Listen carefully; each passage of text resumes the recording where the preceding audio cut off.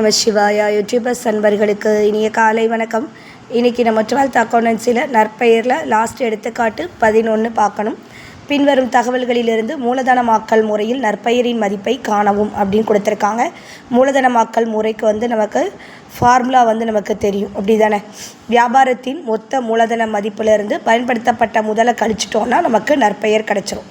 அதுக்கு முன்னக்கூட்டி சராசரி லாபத்தின் மொத்த மூலதன மதிப்பு = சராசரி லாபம் பை சாதாரண லாப விகிதம் × 100. அப்போது சராசரி லாபம் நமக்கு எப்போவுமே 5 ஆண்டுக்குள்ளே கொடுத்துருப்பாங்க. ஆனால் மொத்த அமௌண்ட்டையும் அவங்க என்ன செஞ்சுட்டாங்க, கொடுத்துட்டாங்க. 60,000 வகுத்தல் சாதாரண லாப விகிதம் நமக்கு எவ்வளோ கொடுத்துருக்காங்க, 10% × 100. அப்போது நம்ம கண்டுபிடிச்சோன்னா எவ்வளவு, 6 லட்சம். அதுக்கடுத்து நற்பெயர் கண்டுபிடிக்கணும். வியாபாரத்தின் மொத்த மூலதன மதிப்பிலிருந்து பயன்படுத்தப்பட்ட முதலை நினச்சேனும் கழிக்கணும்.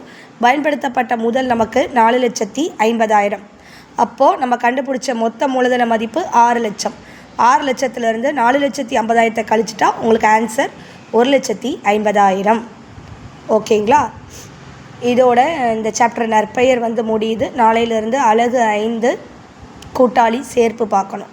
இப்போது நம்ம மூலதன நற்பெயர்லேயே நிறைய ஃபார்முலாஸ் நம்ம படிச்சிருக்கோம். அதை எல்லாத்தையும் ரிமைண்ட் பண்ணிட்டீங்க அப்படின்னா நற்பெயர் கண்டுபிடிக்கிறது ரொம்ப சிம்பிள். ஓகேங்களா? உங்களுக்கு இந்த சம் புரிஞ்சிருக்கும்னு நினைக்கிறேன். புரிஞ்சிருந்தால் லைக், ஷேர் அண்ட் சப்ஸ்கிரைப். கணக்கில் எதுவும் டவுட் இருந்தால் கமெண்ட் பாக்ஸில் கமெண்ட் பண்ணுங்கள் ஸ்டூடெண்ட்ஸ். தேங்க்யூ.